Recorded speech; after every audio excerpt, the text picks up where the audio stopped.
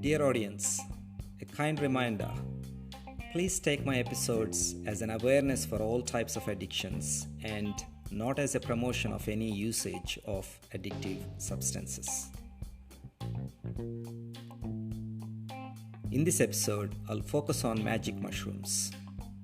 Personally, I tried magic mushrooms only once in my life, and the consequences of my consumption is nothing drastic.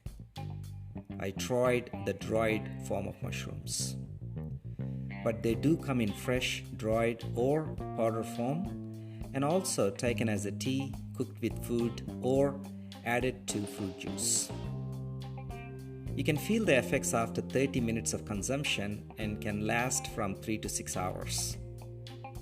I experienced sense of calmness, increased appetite, vivid colors, state of calm sleepiness, wanting to cuddle or hold someone I love dearly, and an energy of low frequency vibration all over my body.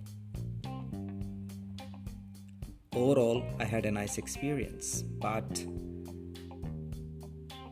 I experienced most of these effects on a normal day without taking any substance, so it hasn't been anything special. Magic mushrooms doesn't work right away. It can take an hour or more to kick in, meaning if at first you don't feel impact, please don't take more, as the trips come in waves and can last between 5 and 7 hours. As far as what it feels like, those who use it can expect euphoria and giggling, intense feelings of wonder and deep thinking, staring at your hands, altered perception of time, some lights and visuals. It's not all fun and games though. It can also cause intense paranoia, confusion, nausea, and a feeling of impending doom.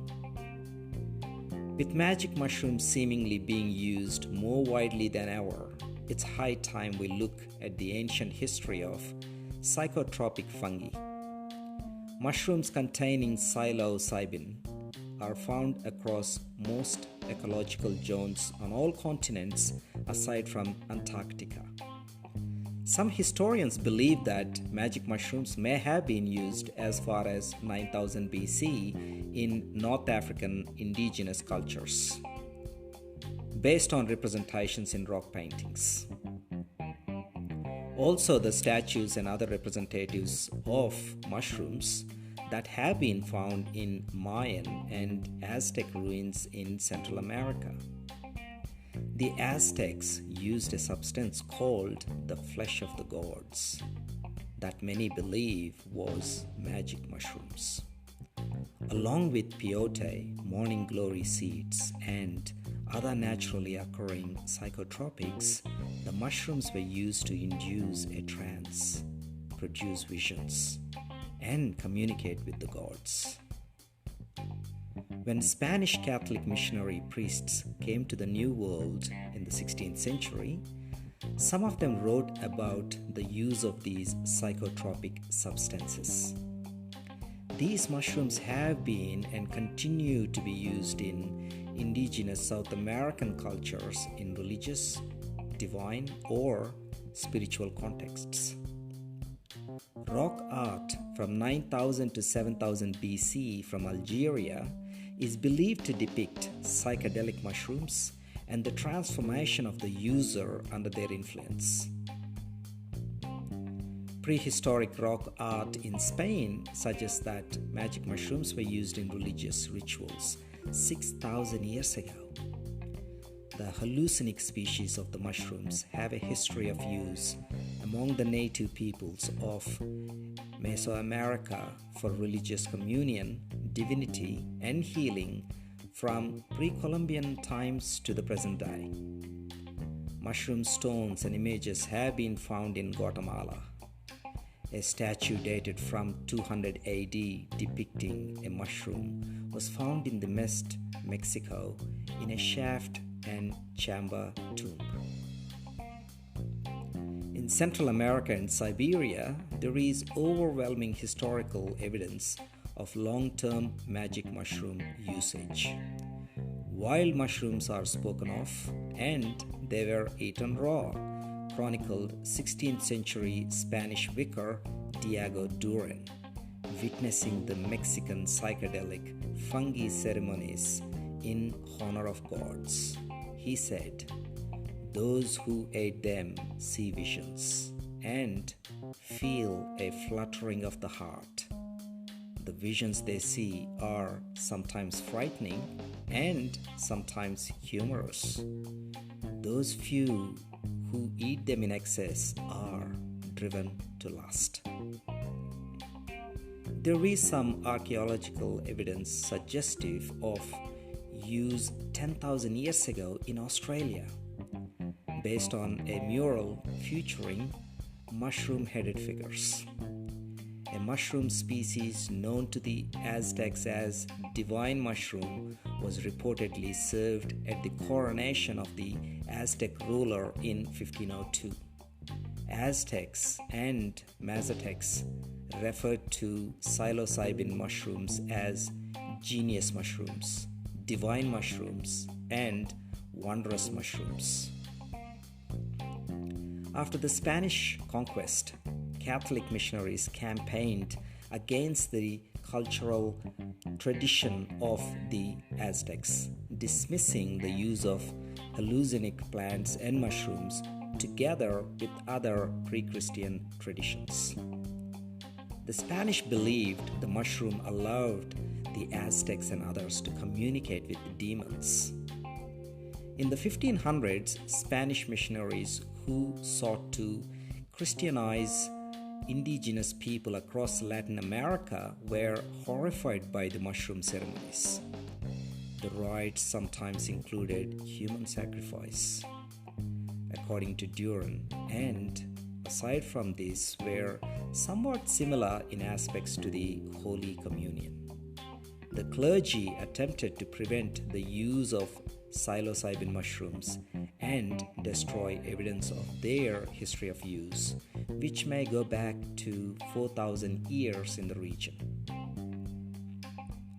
The first written record of hallucinogenic mushrooms appears in the Florentine Codex in the 1500s.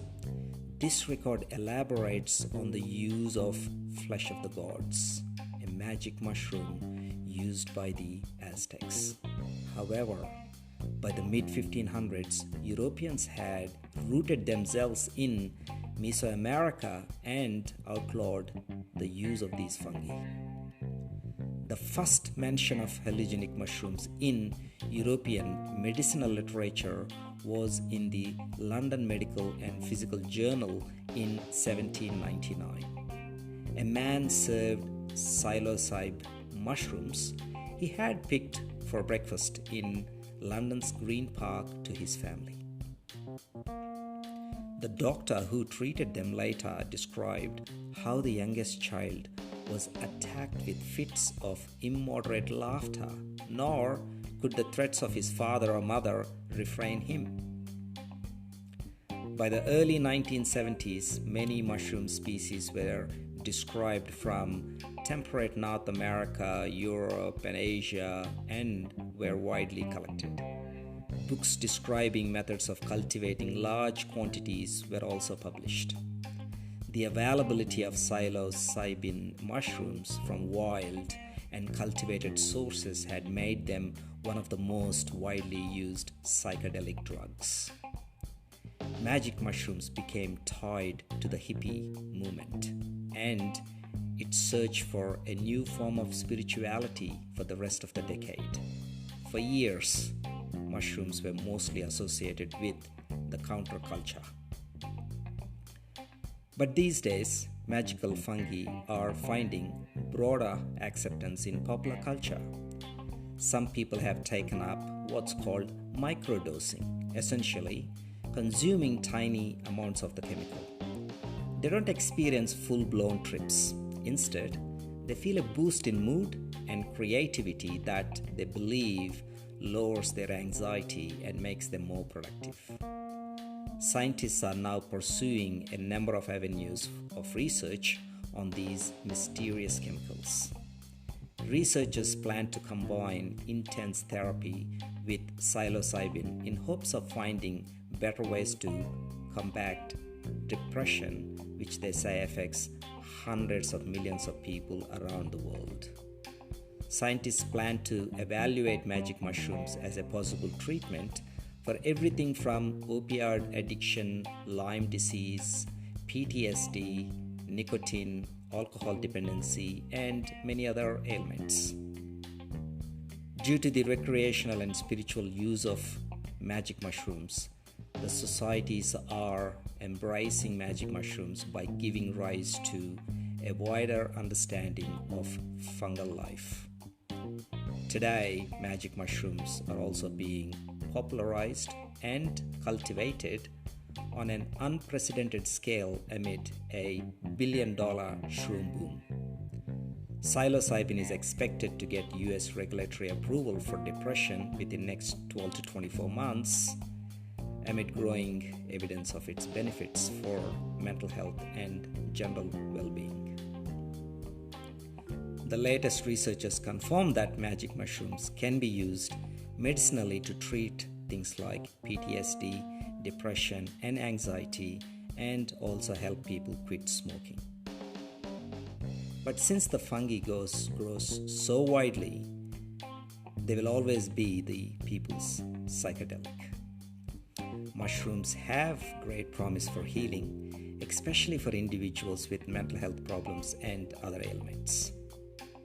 We are at a tipping point and there is no shortage of mushrooms. Another reason and an excuse for humanity to be addicted. Thank you for listening. Take care of yourselves.